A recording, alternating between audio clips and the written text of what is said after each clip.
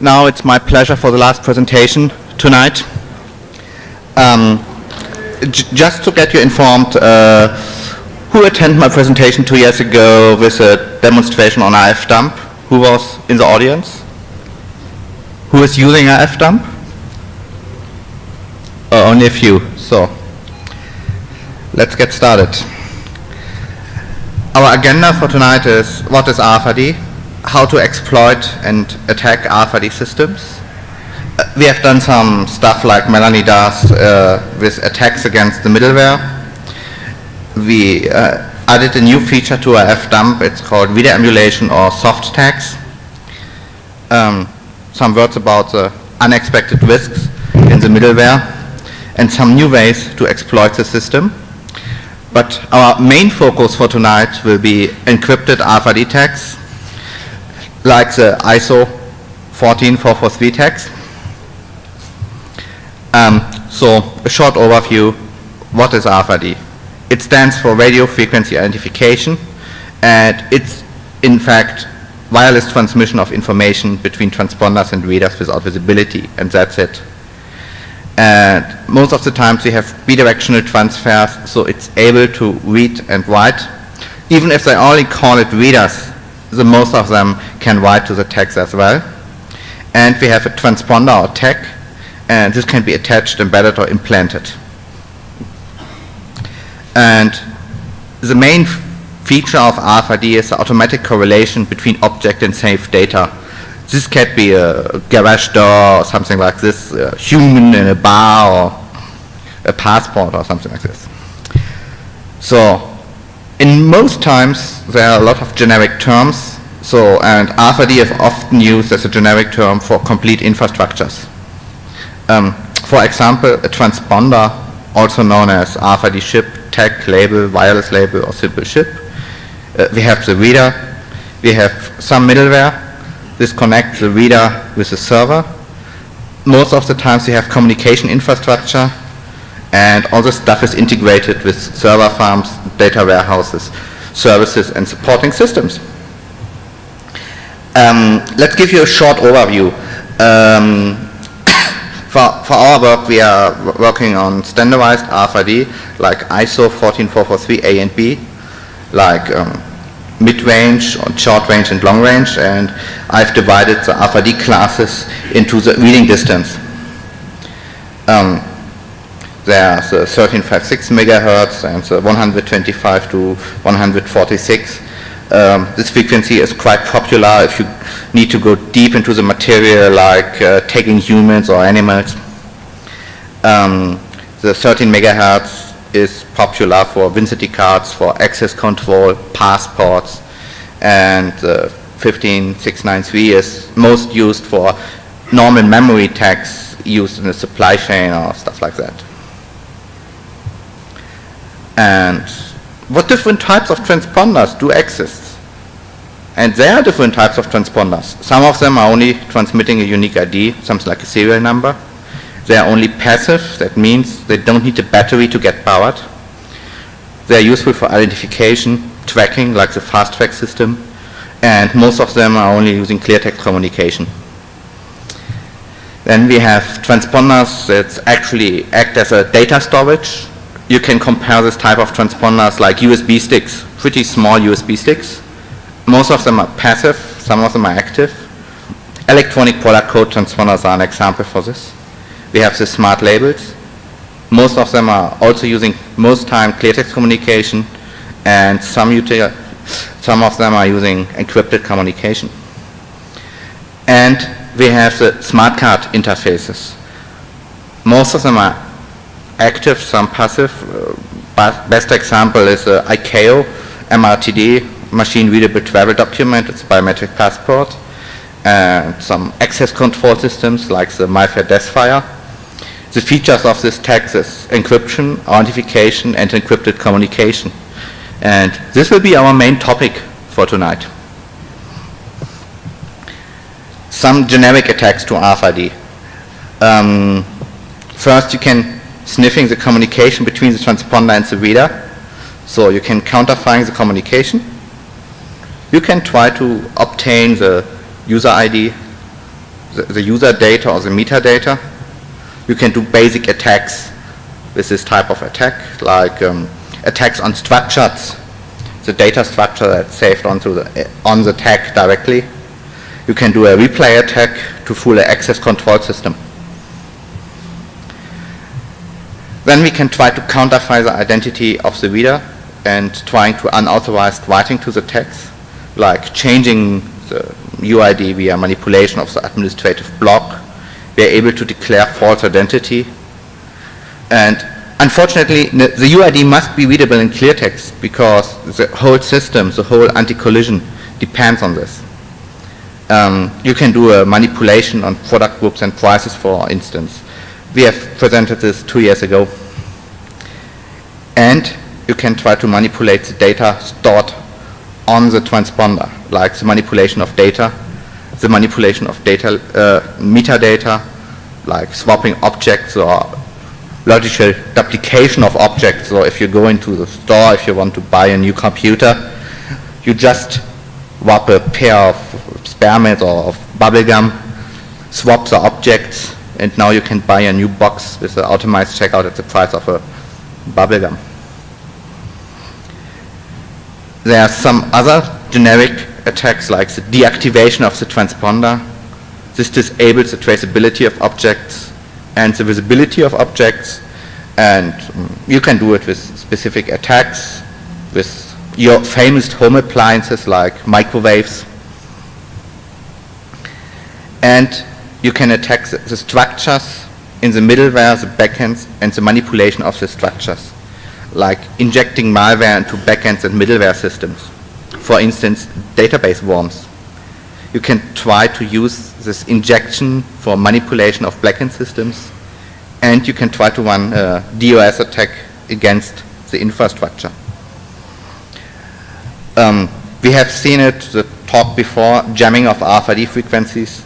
Some of these attacks are known as anti-collision attacks, this type of theoretical paper from Avi Jules from RSA. In fact, the block attack was never implemented and never demonstrated. It was only an academic paper on it. You can buy an out-of-the-box police jammer. Well, these are available over internet or buy it on eBay. And these types of jammers are used to block frequencies where suspects can communicate with their colleagues or doing communication or opening the garage to escape.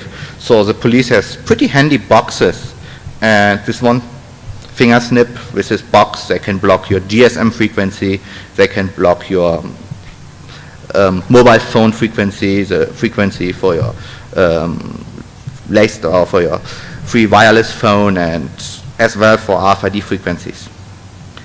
And all these attacks preventing reading of the text. It's a simple denial of service against RFID systems. But imagine if someone brings a jammer or something like this into a company or into a plant that's organizing their complete production process with this type of attacks. So you can shut down production, sales, or even block someone to get into the data center. 2 years ago, as we presented RFDump, I got a lot of quotes. Oh, okay, but all the tags are unencrypted. The normal EPC is using standard unencrypted communication. The data is not encrypted on top of the RFID tag. And the spokesman from the RFID lobby is telling us, oh, Lucas, it's not true. We will use encrypted tags. We will secure it, and with encryption, everything will work fine. So no attacker has a chance to change anything on an RFID tag. So we did some research on MIFARE. MIFARE is the most used RFID transponders featuring encryption. This is a technology, it's owned by Philips Austria. They actually bought this company, and the technology is based on ISO 14443, like passports or some different other tags, and they're operated on the 13.56 megahertz frequency. We have two different families of MIFARE tags. The MIFARE standard family is operating a priority high-level protocol, and proprietary security protocols for unification and ciphering. We haven't spent so much time on this proprietary stuff because it will be changed to standardized stuff, but I'm pretty sure this proprietary ciphering, if they are not going to release the cipher algorithm so someone can do a cryptanalysis, will be some less or more type of storing with a standard secret like all other proprietary ciphers. There are also MIFARE Ultralight, the same tech without any encryption. And we have the MIFARE Pro, Pro X or SmartMX tech. This family of techs is fully compliant to the ISO 14443 standard.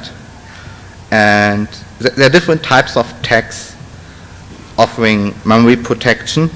And each sector, each memory block of this tech is protected with two different keys, the A and the B key. And each sector of the text can be protected with one of these keys.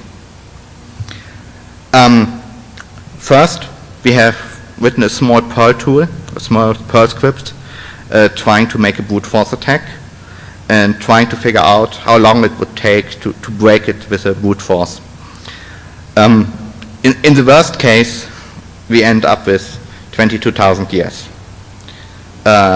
because you need 25 milliseconds per key. You must reset, you must set answer to reset back to the key. And it will not work that way. The second chance was, oh, what's happened if we just clustering it and run 1,000 RFID readers? So these techs are quite popular in cafeterias at universities and stuff like that. So it should be not a problem. They have all one shared secret, one shared key. To get 1,000 of these keys, every student runs an RFID reader, but we have still 226 years. So let's find a different way to get this information. Unfortunately, Philips put all information under NDA. And you know, if you are doing security research, NDAs are not good. For instance, if I would sign an NDA and give a presentation like this, they can sue me. So we are not at all interested to sign any type of NDA. Instead, we get some software that's really available, and we need some point to start. So we run the Unix tool Strings on it. You know what Strings is doing? Yeah. So actually it's extracting from executable binaries all zero-terminated strings.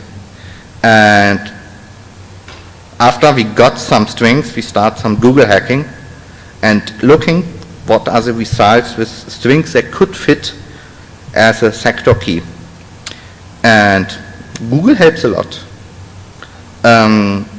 It seems like Google Desktop Search is very popular at smart card developers' PCs. Look at the results. So without signing NDA, we got all necessary information.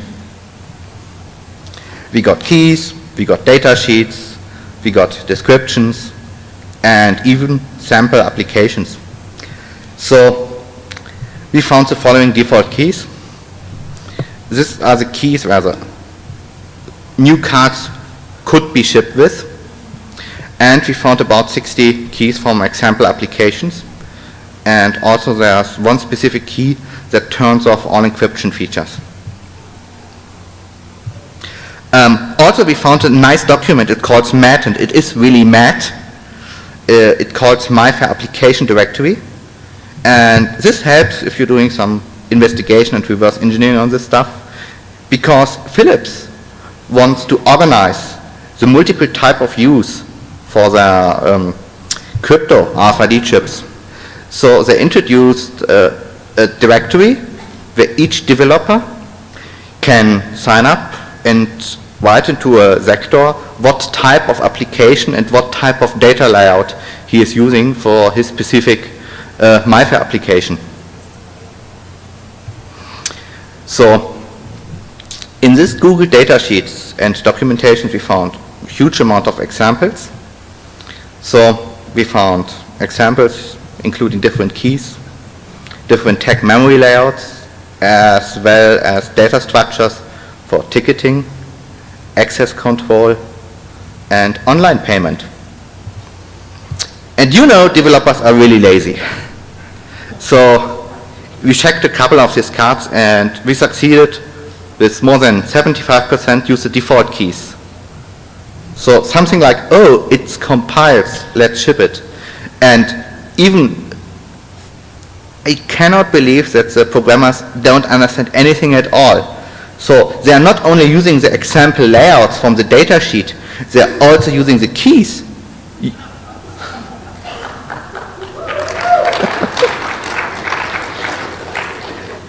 By the way, are smart card developers here in this room? No one. You know, how can we bring this notice to a smart card developer? It's pretty good if you understand what you are doing and not only putting the example layouts from the vendor and, oh, it runs. Okay, let's ship it. So we figured out directory attacks are the best way to get into encrypted RFID. Attacks are possible with default and example keys. The new RFDump version will have a huge dictionary, and we are right now working on, you know John the Ripper? With features like John. So you can mutate and apply rules to the dictionary we found. So it's much easier to brute force or to do a smart brute force attack to the RFID tag. And we found some security flaw in the general design. I've never seen something like a logout or false login counter. So you can try unlimit twice, and they're also missing a delay for a false key. Just does not exist. Okay, and this part I want to give you a short demonstration. I run this wonderful operating system in a VMware here. This is a new version of RFDump. It's actually on the CVS. We add support for the MyFair stuff.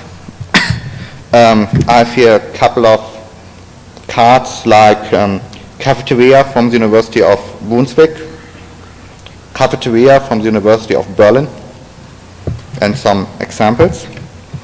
And we changed RFDump a little bit.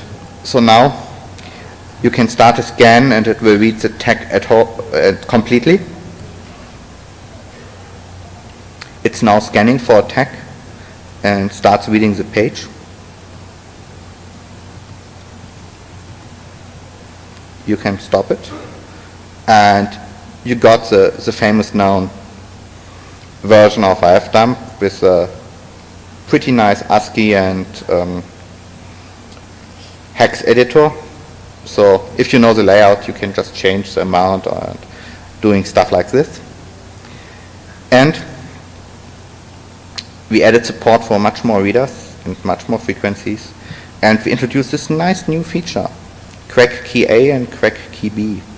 So with crack key A, we are running a brute force or a smart brute force attack like presented on the card, and it will take a couple of hours to break the sector keys to get on the content we are all interested in.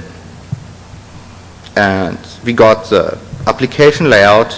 We know what byte has to stand at what position on my sector, what byte is presenting my day for validity for my ski pass or my amount on my cafeteria card or something like this, or even my access level for my data center.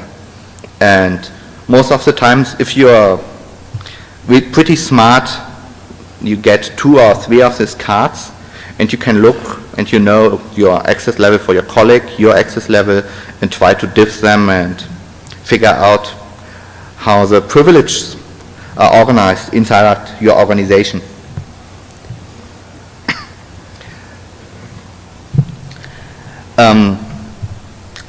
Now let's come to the second part of my talk. Just let's attack the backend. Now we got the RFID tag, we got access to the also encrypted sectors. Now we have something like normal storage. And we can use the storage to transport malware, SQL injections, buffer overruns and stuff like that directly into the backend.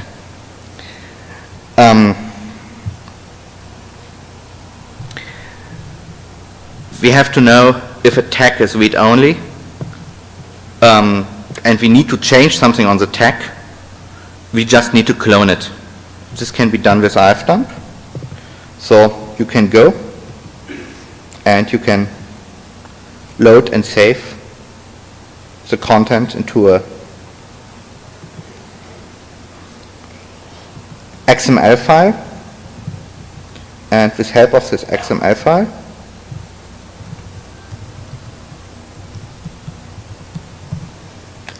it contains the payload of the RFID tag. You can load this file into an RFID emulator and change any sector, like the unique ID and stuff like that. And the new version of ifdump can emulate the complete structure. So it can emulate the payload, the administrative block like the unique ID that's normally not changeable in this way, and it also emulates the reader. So if you want to break in the access control system, you just rip off the reader and put your serial, it's most of the times the R's 448 or something like serial TTL level connection, and you can just connect it with an adapter to your notebook and emulate everything. As well, you can load this saved value and just dump it back into an empty new RFID tag. So we are able to deal as well with read-only RFID. So just write the manipulated data into an empty one. We found out that some of the really clever smart card guys check the tags. They are just mirroring the unique ID into the user data fields. And if the block is encrypted, once again, the sector key must be broken like presented. Now let's have a look to the pretty new world, the supply chain. We have a central data warehouse. At production time, the product gets registered at the data warehouse. They are tracking the distribution. They have a pretty new feature called lifecycle management. Something like, oh, your Rolex needs a new battery. Please come to the store. At the point of sales, the data could be correlated with the customer data like your credit card, your customer record, your loyalty card and stuff like that. And they're able to operate customer care. This means all the systems must be connected in a network, must communicate within and must have some type of relations. So what's possible with this brave new world? We can take some of this malware. The most systems have a tool, it's called Event Manager. So if an RFID tag gets scanned, it's coming to the Event Manager, going to the information server or the middleware, and ended in your ERP or CRP system and in your backends. One problem with this design is they just want to make the tags as cheap as possible. So they just ignored some functions on some RFID tags that give you an information if you read up to the end of the RFID tag. Instead, what's happened? The page just gets flipped and you get a multiplier of the page beginning with this address. So you can utilize this feature. Now we have unlimited space on the tag. So you can use ifdump and the tag database. And we need to use this tag database to avoid reading over the boundary. Let's have a look to this.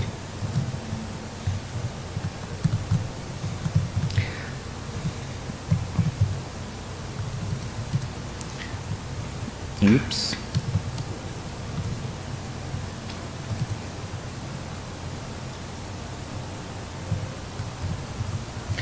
And with this tech database, it's necessary to know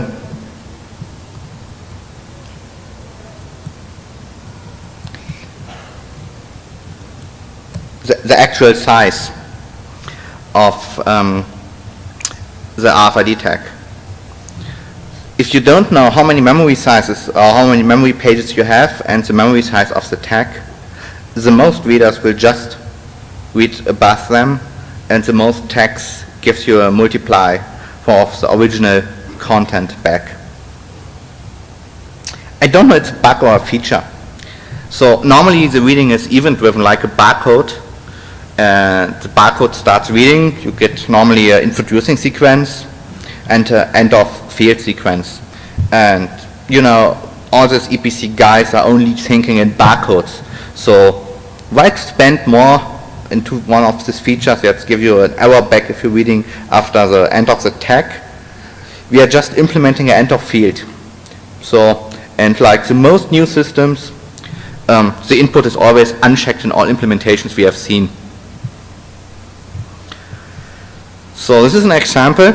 We have here RFID tag with a C structure, and we have this nice feature with a C end of string. So imagine what's possible. Any ideas? Yes, to remove the end of string. And if you remove it, we got unlimited memory. So if the input is event driven and we got unlimited memory, what's happened? You get a buffer overrun, and that's it.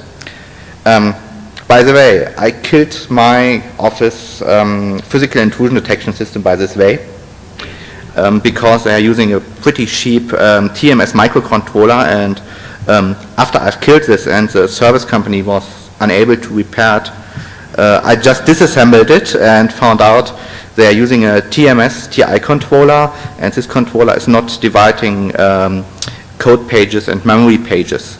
So I got an access card for enabling or disabling the alarm, and I cloned this card, removed something, and unfortunately it gives the error like error on that, and that was it. So I called the vendor, oh, they have a problem. Our alarm system does not work anymore. I tried to deactivate this, I got the error on that, no alarm sounds, and all doors are open right now. Oh, we don't know this error. Probably something must get wrong. And I found out I just overwritten the actually programming of this microcontroller, and the result was I just destroyed the programming, no alarm sounds, and the door opens. Unfortunately, the system was tested and approved by the insurance company, and the insurance company telling you, oh, if you buy this specific system, your insurance will go down because it will raise your level of security. Instead, you have the ultimate tool just as door opener. And I don't know what's going on because the service company came and exchanged the microcontroller, and I just want to test the cleverness. So I just put, after the guy from the company came, my tag in front, and that was it. And he told me, oh, we have a problem with the series. It must be something like your electrical power or something like this. I'm not sure that Pretty even don't know that they're using RFID. They're using some type of transponders. Okay, so now there are some patterns. They are now starting to put direct XML into the RFID tags. Or we can do the same like with C structure. Just put opening tags, and at some level it will crash. The next idea that's coming to RFDump is soft tags. So the readers are pretty expensive, and no one is interested just use a reader. So if some of your hardware guys is interested, you can use a Atmel or a small microcontroller with an interface, and this can act as a battery-powered RFID tag and reader. So we can emulate the whole system and put any testing data into the backend or the middleware. Our version can read the backups, the XML files from ifdump, and we are able to manipulate everything because we have the full control over the complete system. Okay. Now, is anybody interested to come to the podium with some of his favorite RFID ISO tags like access control? We can have a nice demonstration. No one? Okay, we can shift to the question hour. Oh, we have one.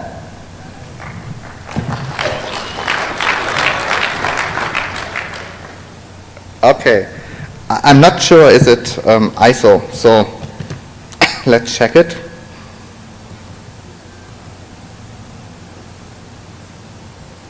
No, it's not 14443.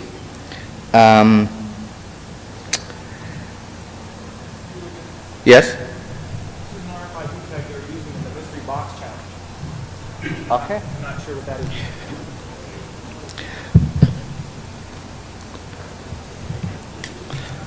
Okay, thank you. Okay.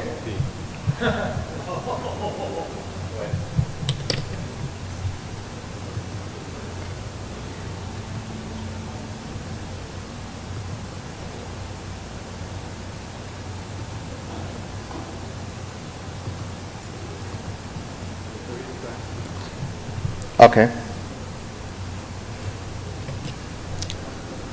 So I cannot get it. It's probably not in my tag database, but I have a backup tool with me. Let's check the second one.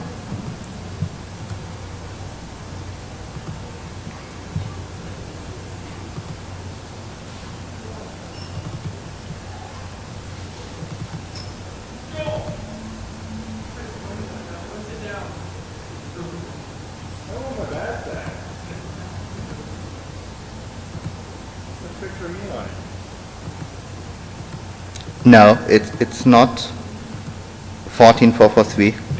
Perhaps the range is not. I cannot select it.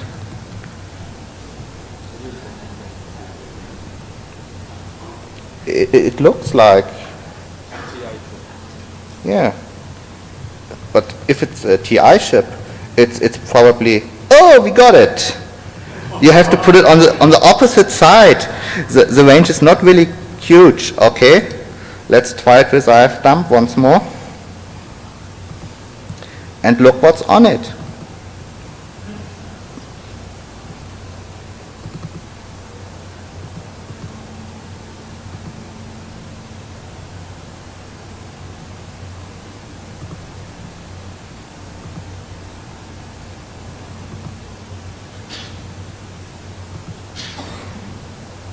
By the way, as soon as I got reliable internet back, you can go to our site and download this version with a VMware player. So there's no longer a need to install Linux on your box and to handle and hassle with this stuff. You can just use VMware and run it on a CD or doing a live demonstration with it. We're using the ACG reader. And yes, it's unsecure. I'm using an autologin as a root, and I'm just starting ifdump, so please don't complain about... Okay. Now I have to avoid this trash in my queue. Okay, we got it. Now I have to hold it directly under.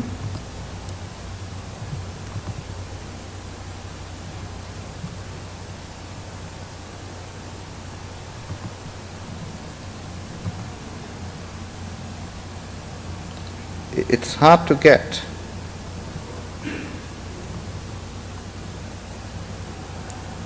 Oh, we got an unexpected page size.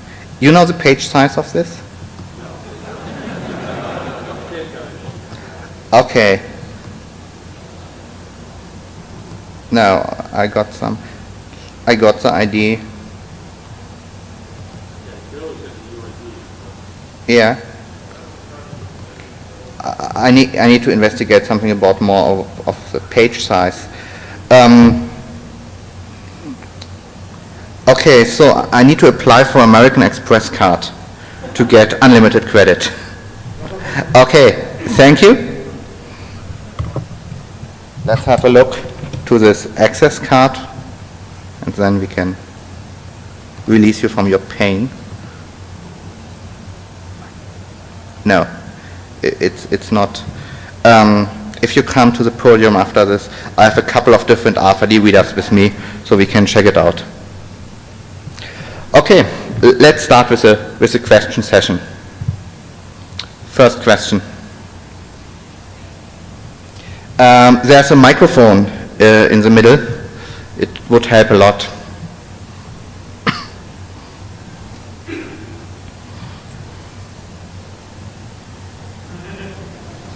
No questions?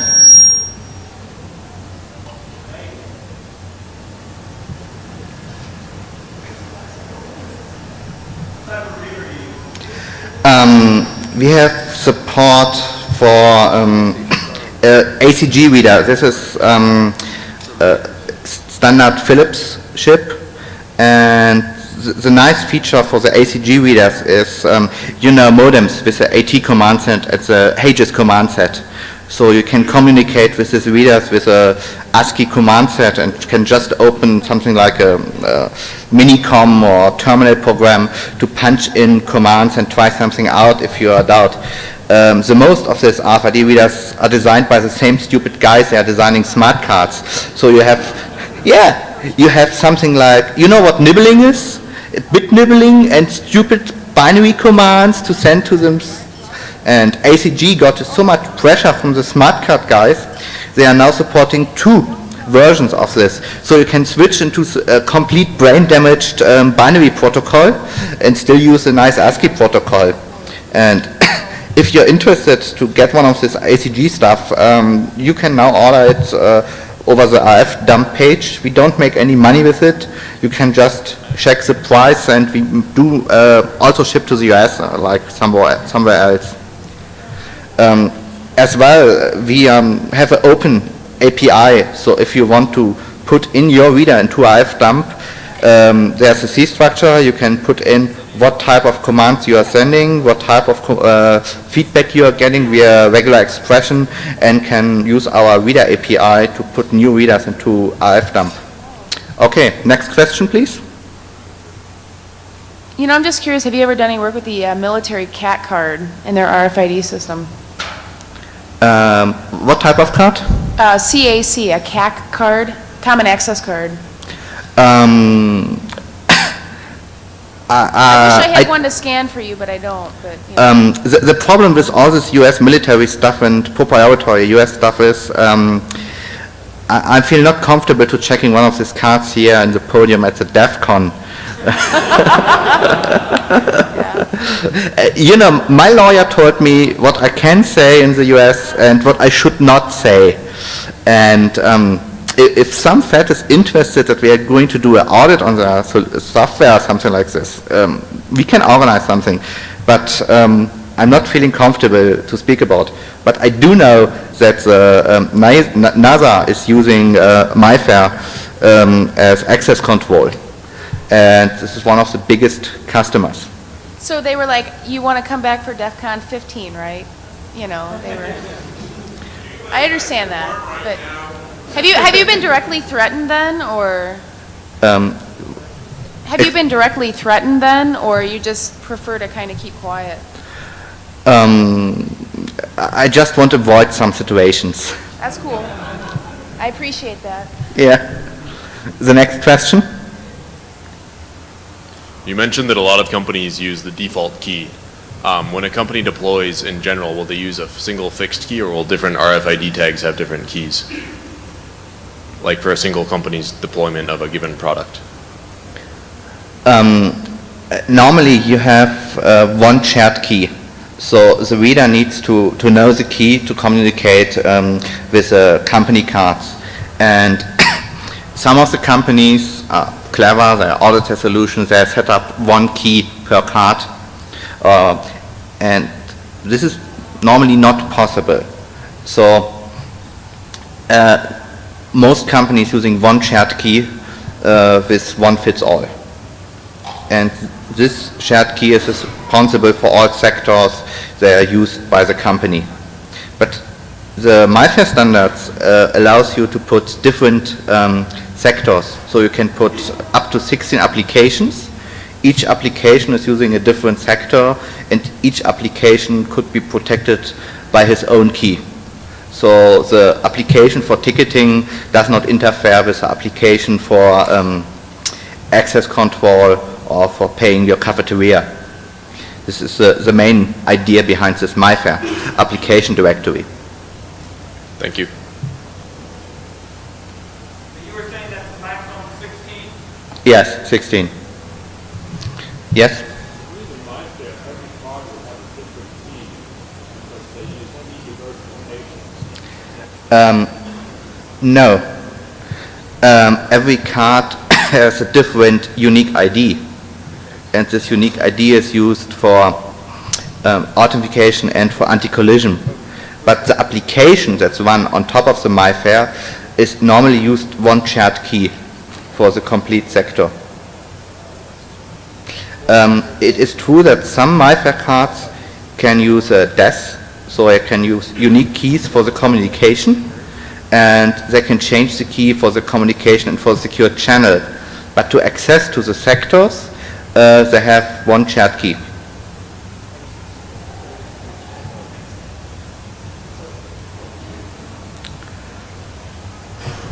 Okay? So if you have some additional questions, feel free and just send me a short email. My email address is lucas with K @freak with ph.de. Okay, and enjoy this evening.